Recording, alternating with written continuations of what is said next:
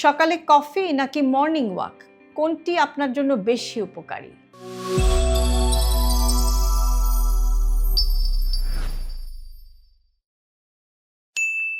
ঘুম থেকে উঠেই আপনার প্রথম কাজ কি?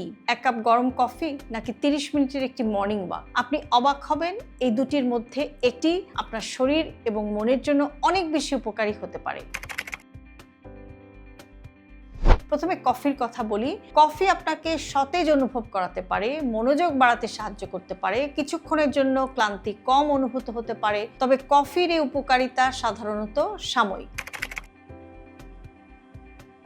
এবার আসি মর্নিং ওয়াকে। প্রতিদিন 20 থেকে 30 মিনিট হাঁটলে আপনার হার্টকে ভালো রাখতে এটা সাহায্য করতে পারে, রক্তে শর্করা নিয়ন্ত্রণে এটা সহায়ক হতে পারে, আপনার ওজন নিয়ন্ত্রণে আপনাকে হেল্প করতে পারে, মানসিক চাপ কমাতে এবং মন ভালো রাখতেও এটা সহায়ক হতে পারে, এমনকি রাতে ভালো ঘুম হতেও এটা সাহায্য করতে পারে। সকালের রোদও একটি বড় সুবিধা। সকালের প্রাকৃতিক আলো শরীরের বডি ক্লক বা সার্কাডিয়ান রিদম ঠিক রাখতে সাহায্য করে, ফলে রাতে ভালো ঘুম আসতেও সহায়তা করতে পারে এটা। তাহলে কোনটি আপনি বেছে নেবেন?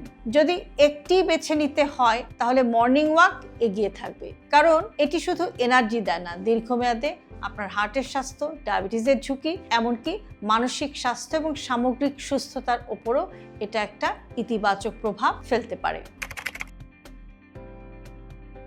তাহলে কি কফি খাবেন না? অবশ্যই খেতে পারেন। সবচেয়ে ভালো অভ্যাস হলো আগে 20 থেকে 30 মিনিট হাঁটুন, একটু ফ্রেশ হয়ে নিন, তারপর পরিমিত পরিমাণে কম চিনি দিয়ে 1 কাপ কফি উপভোগ করুন। তবে অবশ্যই সেটা আপনার ব্রেকফাস্টটা করার পরে বা নাস্তা খাওয়ার পরে। সহজ করে বললে 1 কাপ কফি আপনার সকালকে চাঙ্গা করতে পারে, কিন্তু একটি মর্নিং ওয়াক আপনার পুরো জীবনকে আরো সুস্থ করতে পারে। আপনার সকাল কি দিয়ে শুরু হয়? কফি, মর্নিং ওয়াক নাকি দুটোই? কমেন্টে জানান। আর ভিডিওটি শেয়ার করুন, কারণ সুস্থ সকালের অভ্যাসই সুস্থ জীবনের প্রথম পদক্ষেপ।